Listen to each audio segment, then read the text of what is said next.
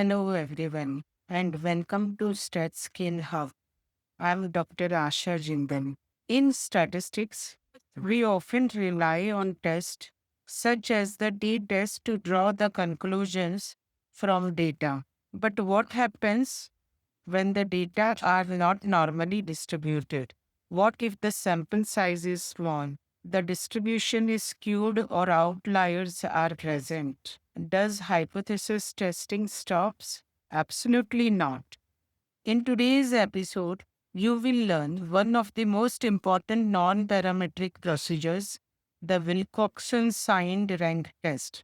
By the end of this video, you will understand when to use the test, its assumption, the difference between one sample and paired sample applications, and how to perform the analysis in Jamovi. Let's begin.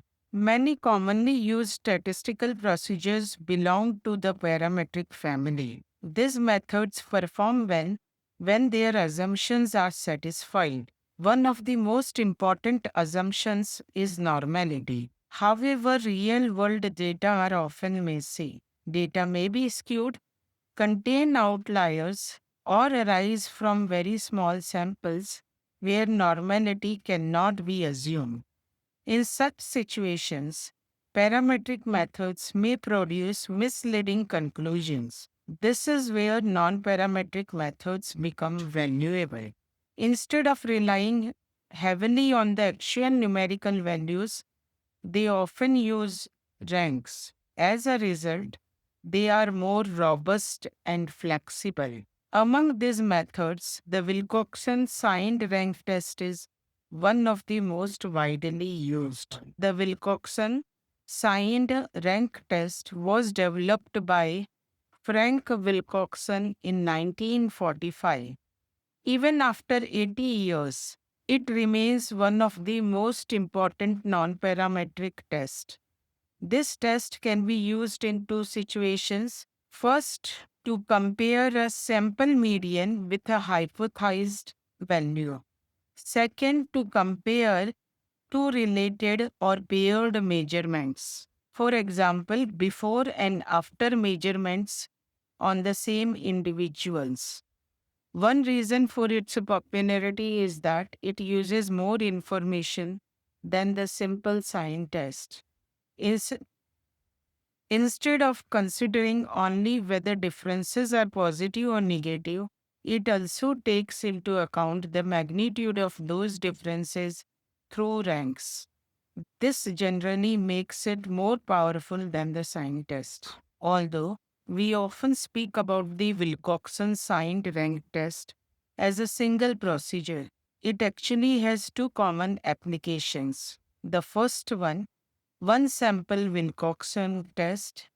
Here we investigate whether the median of a population differs from a specified value. The second is paired sample Wilcoxon test. Here we compare the related measurements obtained from the same individuals. For example, scores of the students before and after training. At first glance, this appears to be different problems. However, both are solved using the same underlying logic. The test examines differences from a central value and then ranks those differences. This common ranking framework makes the Wilcoxon test both elegant and versatile. Now that we understand the concept, let's see how to perform a one sample Wilcoxon signed rank test in Jamovi. And this procedure is displayed on the screen. Here, objective is to determine whether the median of the population differs significantly from a specified value. Next, we select the appropriate non-parametric procedure, which one sample t-test. Let me switch to the Jamovi to demonstrate it through that. Here I have used dataset tooth growth. For that, I will go to the analysis tab, then t-test, one sample t-test. I will move length of the tooth growth to the dependent variable box. I will untick mark students and tick mark Wilcoxon's rank test. Here I will specify the hypothesized median value as 20. Tick mark effect size. Jamovi then computes the Wilcoxon statistics and associated p-value as well as effect size automatically. The p-value helps us decide whether sufficient evidence exists to reject the null hypothesis. I will copy this table. The null hypothesis is denoted by H naught and is given by median tooth length equal to 20 against the alternative hypothesis HA or H1 given as the median tooth length is not equal to 20. I will write down interpretation as a one sample Wilcoxon signed rank test showed that tooth length did not differ significantly from the hypothesized median value of 20, as W was 753.50, P was 0.323, which is greater than 0.05. We do not reject H naught. The rank biserial correlation RRB is equal to minus 0.1486, indicating a small effect size. Thus, the median tooth length can be considered statistically similar to 20. Now we'll switch over to presentation. Although the Wilcoxon's test is more flexible than parametric procedures, it is not assumption-free. First, the variable should be measured on a continuous scale. Second, the distribution should be reasonably symmetric around the central value. Third, the observation should be independent. In the paired sample case, it is the distribution of the paired differences that should exhibit approximate symmetry. Understanding these assumptions is essential because every statistical method relies on the certain conditions for valid inference. Unlike a t-test, which works directly with numerical values, the Wilcoxon's test transforms differences into ranks. This makes it less sensitive to extreme observations and suitable when normality is questionable. You may wonder what happens behind the scenes when Jamovi performs the analysis. The Wilcoxon procedure follows a clever ranking strategy. First, differences from the hypothesized value or paired differences are calculated. The absolute values of these differences are then obtained. Then, absolute differences are ranked from smallest to largest.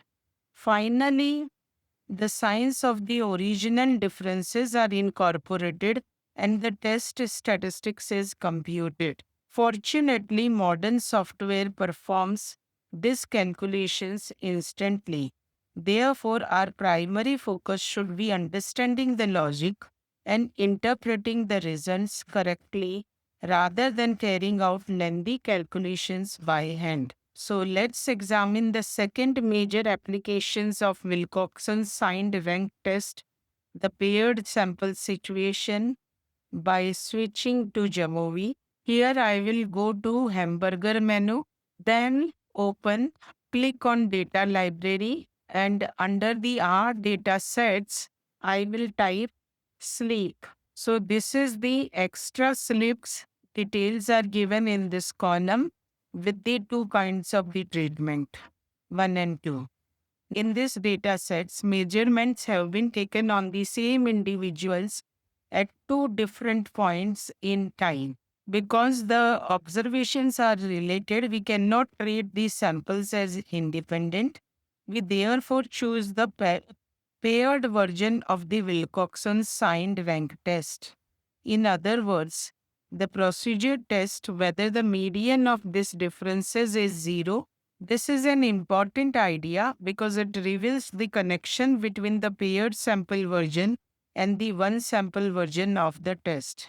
Once again, we interpret the p-value to determine whether a statistical significant change has occurred. For that, I will go to the Analysis tab select the t-test, paired sample t-test. I will untick mark students and tick mark Wilcoxon's rank, as well as I will tick mark effect size under the additional statistics. I will move extra to this paired variable as well as group to paired variable box. And immediately Jamovi has given the results.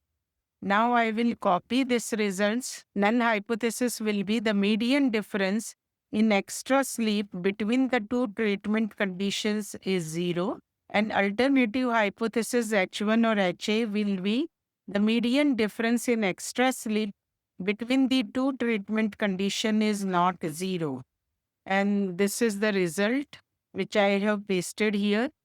My interpretation will be a Wilcoxon signed rank test was conducted to examine whether there was a difference in extra sleep between the two treatment conditions.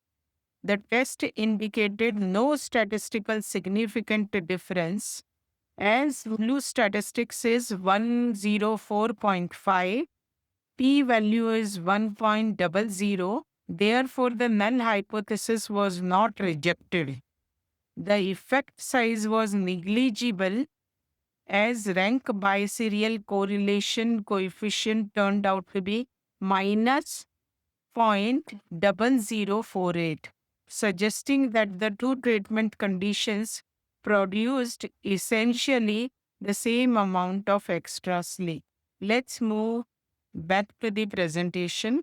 Before I proceed, it is important to distinguish between two tests that students often confuse. The Wilcoxon Signed-Rank Test is used when observations are paired or related. However, when two groups are completely independent, a different procedure is required. That procedure is the Wilcoxon's rank sum test, more commonly known as Mann-Whitney U test. I have already covered the Mann-Whitney test in a dedicated video on this channel, including its assumptions, implementation in Jamovi, and interpretations. Therefore, today's focus remains on the signed rank test and its application. Why do statisticians continue to use the Wilcoxon's test so frequently? First, it is robust to outliers. Extreme observations have less influence because the method relies on ranks rather than raw values. Second, it does not require normality. This makes it highly useful for skewed data and small samples. Third, it can be applied to ordinal data where ranking is meaningful. Finally, it often provides greater power than simpler non-parametric alternative such as the sign test. These strengths make it an essential tool in modern statistical analysis. One of the biggest sources of confusion for students is selecting the correct non-parametric test. This simple table can help you choose the appropriate procedure. Let us summarize what we have learned. The Wilcoxon Signed-Rank Test is a powerful non-parametric alternative when normality assumptions are questionable. It can be used in two important situations. First, testing whether a population median differs from a specified value. Second, comparing two related or paired measurements. The procedure works by ranking differences rather than relying directly on raw numerical values. This makes it robust, flexible, and widely applicable in practice. Remember, if your observations are paired, think Wilcoxon's signed rank test. If your groups are independent, think Mann-Whitney U test. Thank you for watching.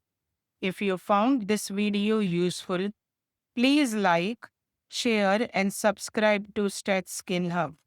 Until next time, keep learning and keep exploring statistics.